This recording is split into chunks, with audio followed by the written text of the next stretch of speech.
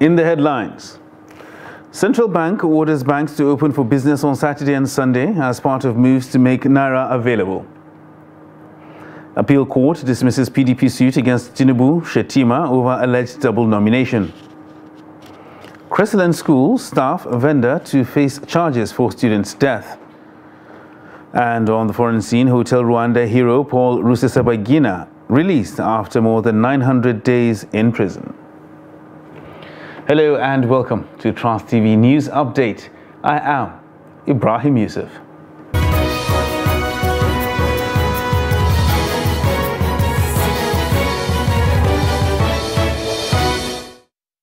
Hello and welcome once again.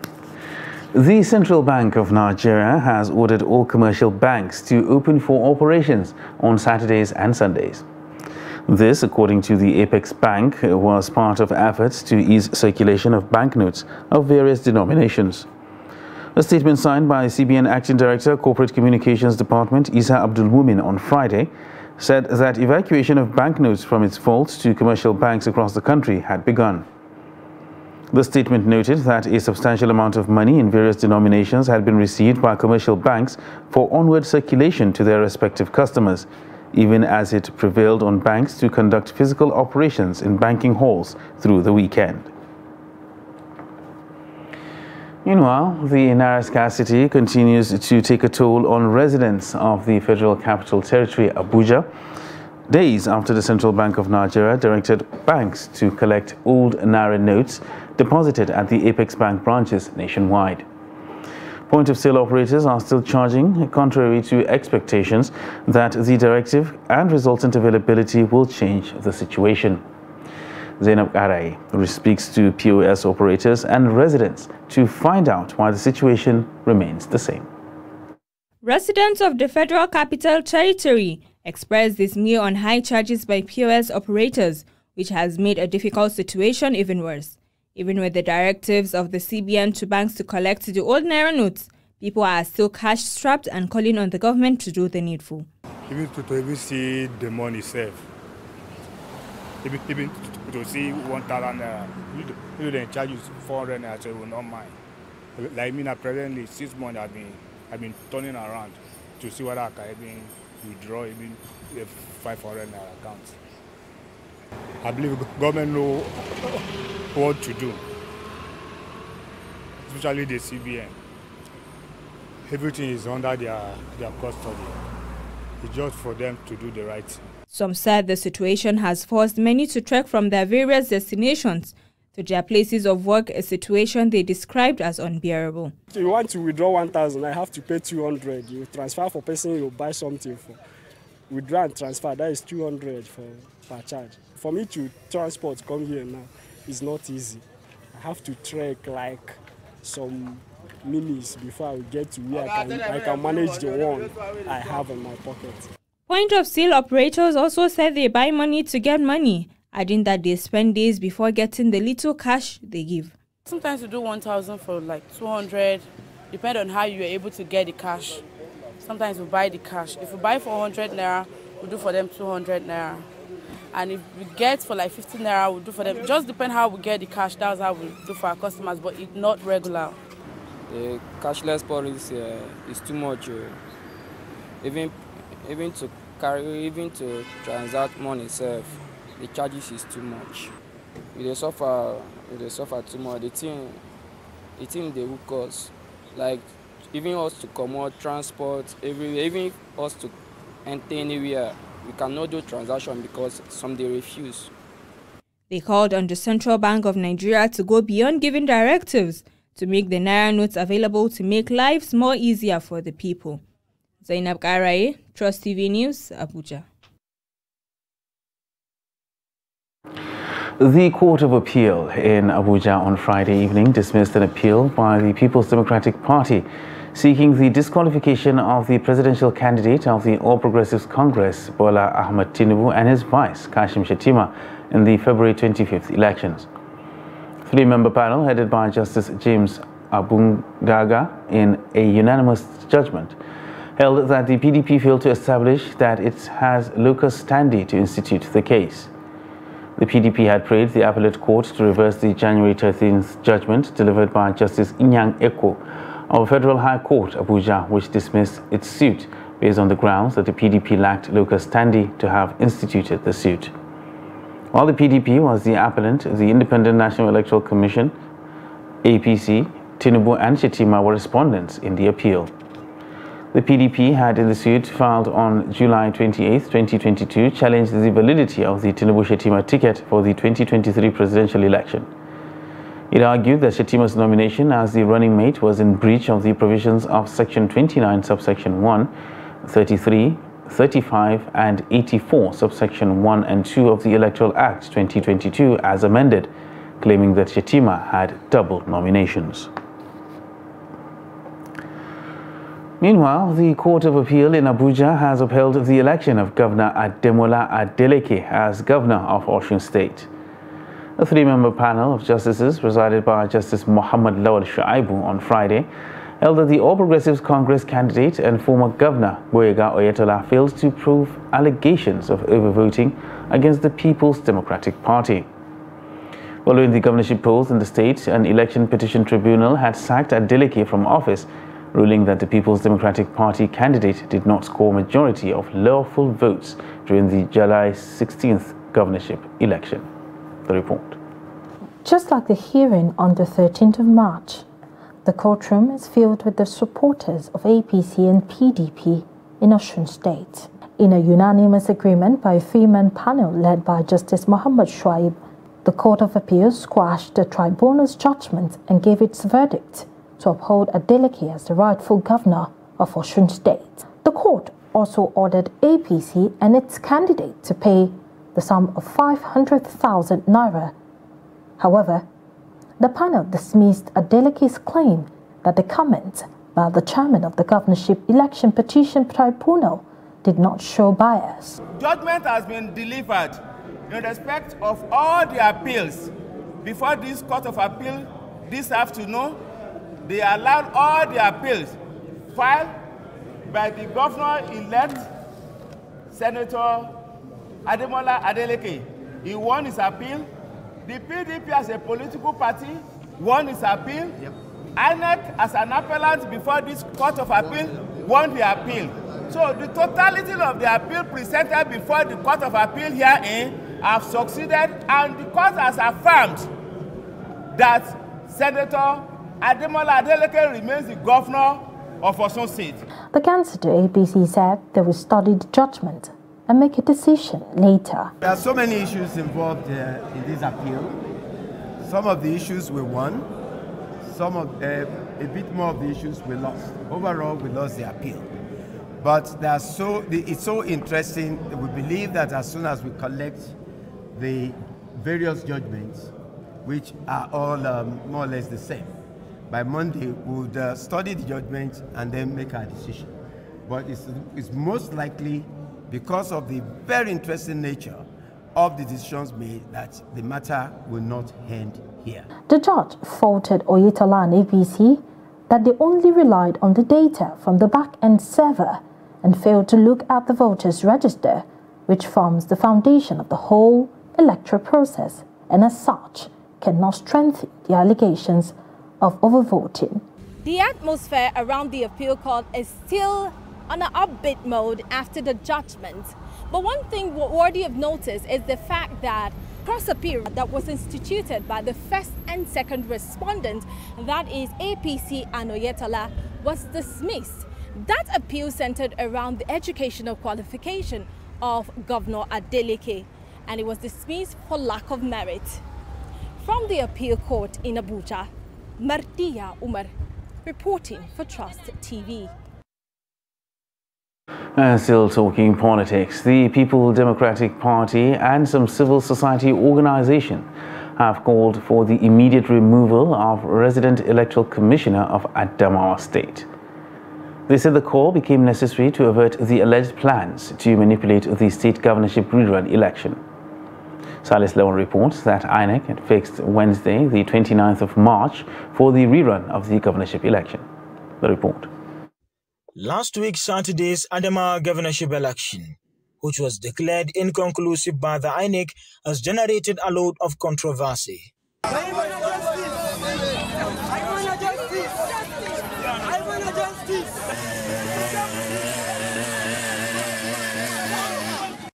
Capitalizing their fact from the outcome of the presidential and the National Assembly, the governorship and State House of Assembly elections were said to be allegedly marred by irregularities such as vote buying and voter endorsement.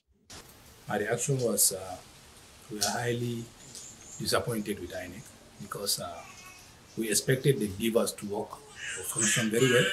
I was among the few people that believe in beavers, and I thought beavers were going to bring out the best of the candidates, because that is my thinking. But I was so embarrassed from the elections I had. This is the worst election I've ever seen in my life.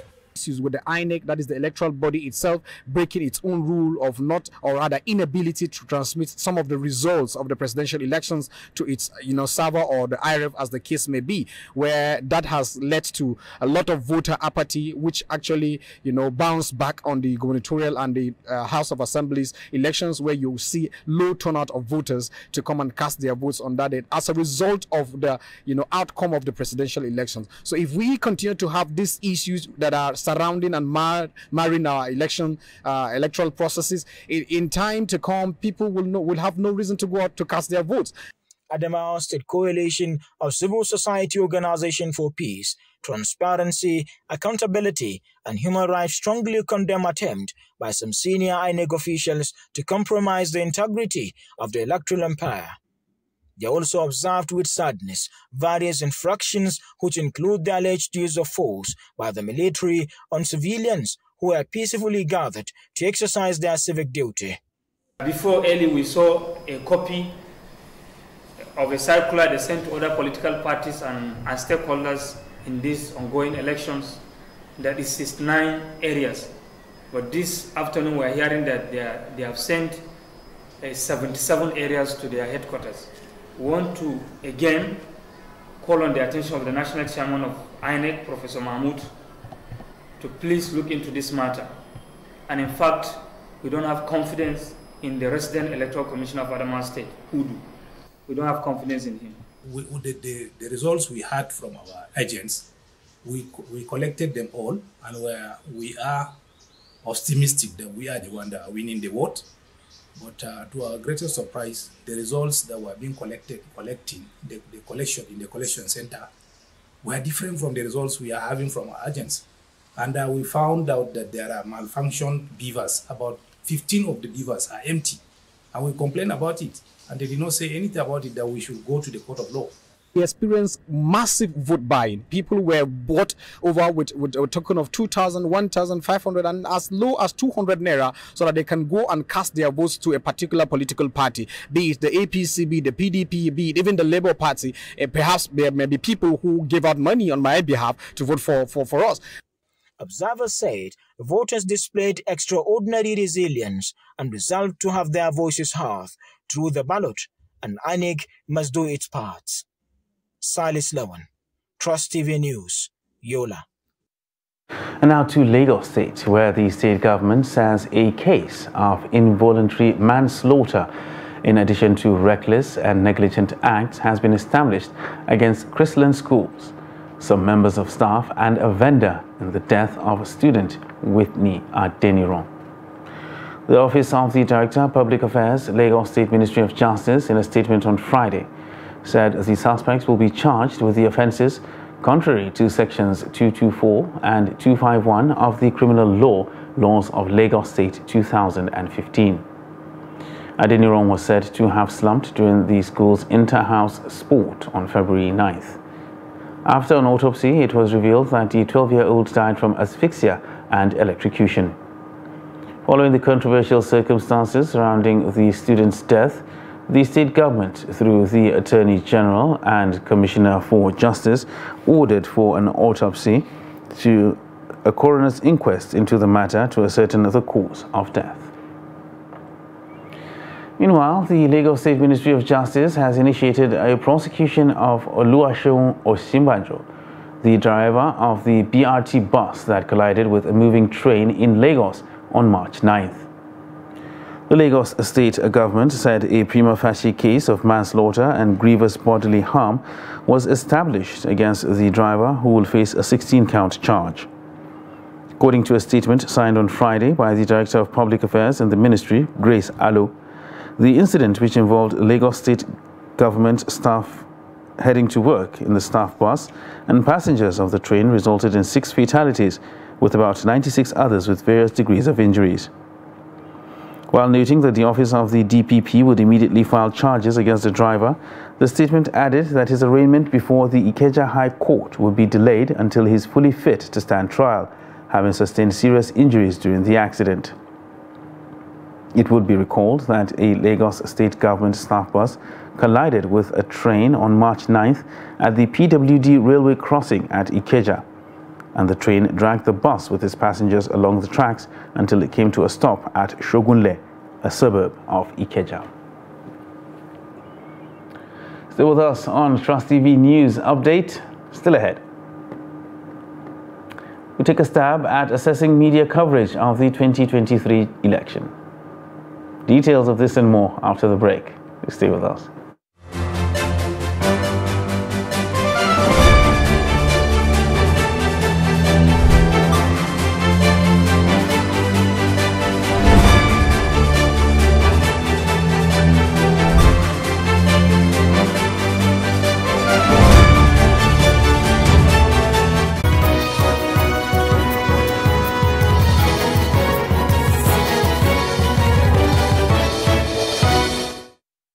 Welcome back, and thanks for staying with us on Trust TV News Update.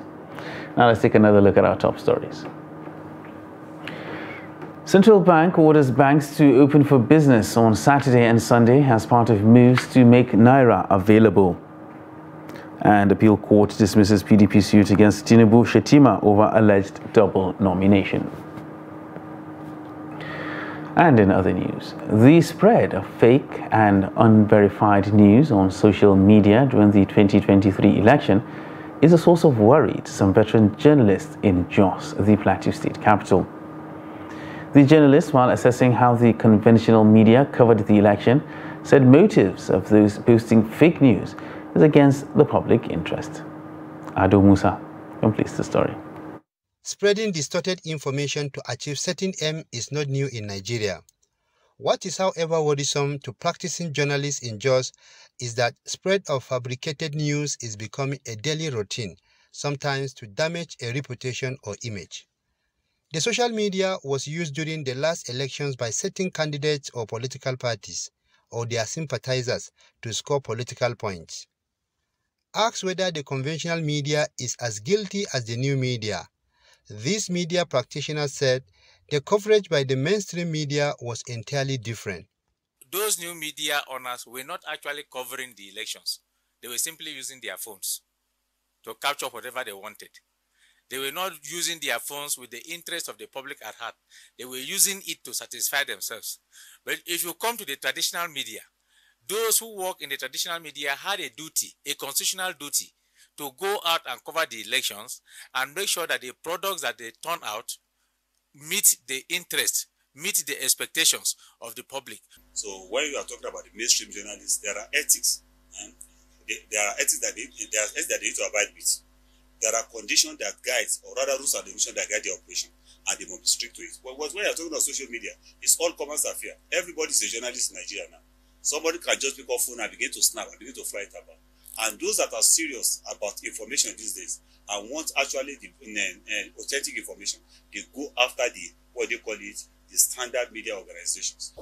It is on record that the national media, the traditional media, actually did a lot of work compared to the social media, who are just bent on speculation. Speculative journalism is their work. The social media does not have time to wait for that. They hit the airwave as soon as they get their information. Verify or not, they just throw it up, probably to get public reaction. So to some serious level, the social media actually took over the show.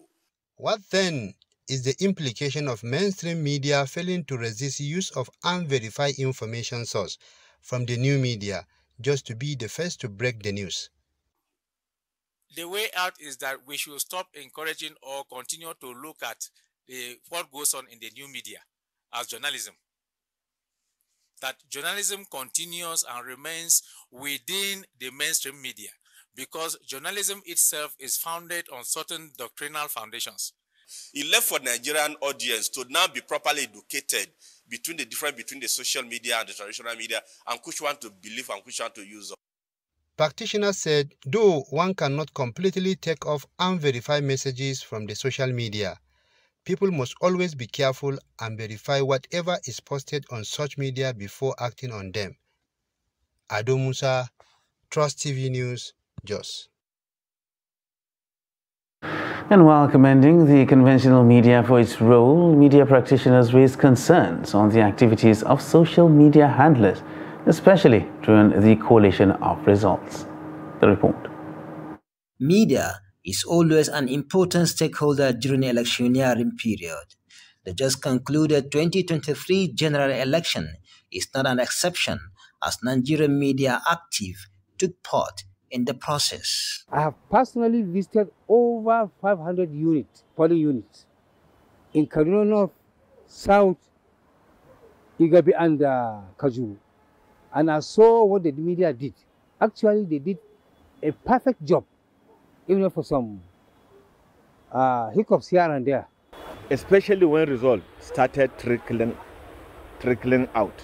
You find us writing results even before the Electoral Commission announced that result.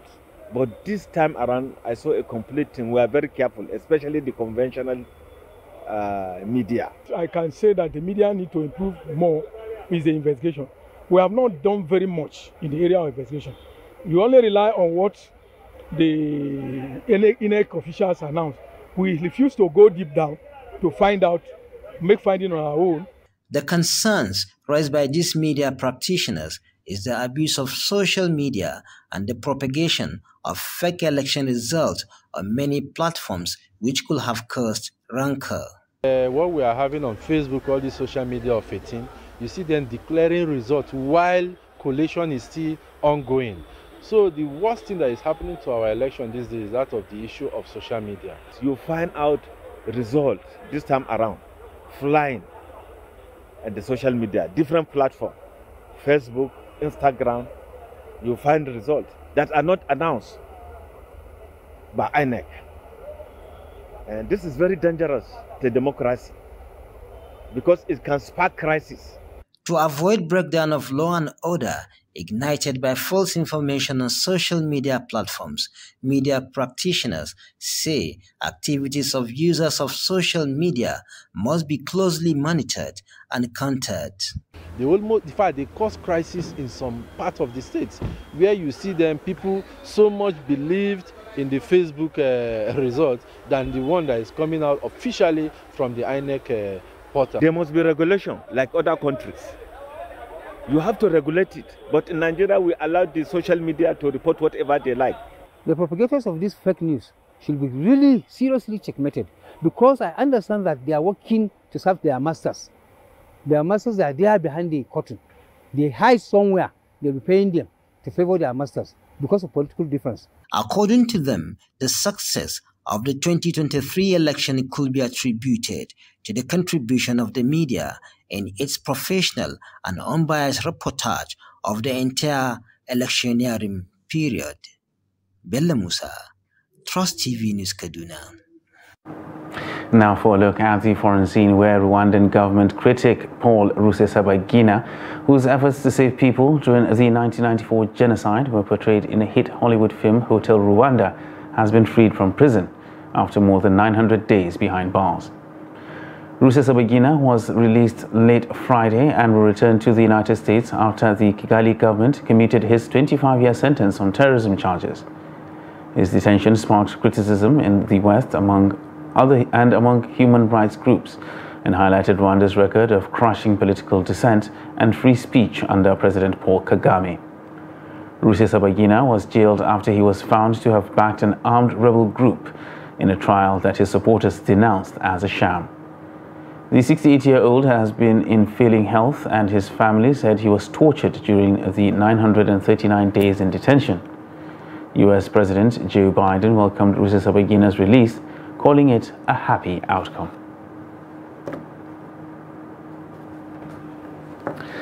And that wraps up Trust TV News Update for this hour. For more news, you can subscribe and follow us across all our social media platforms. I am Ibrahim Yusuf. Thanks for watching.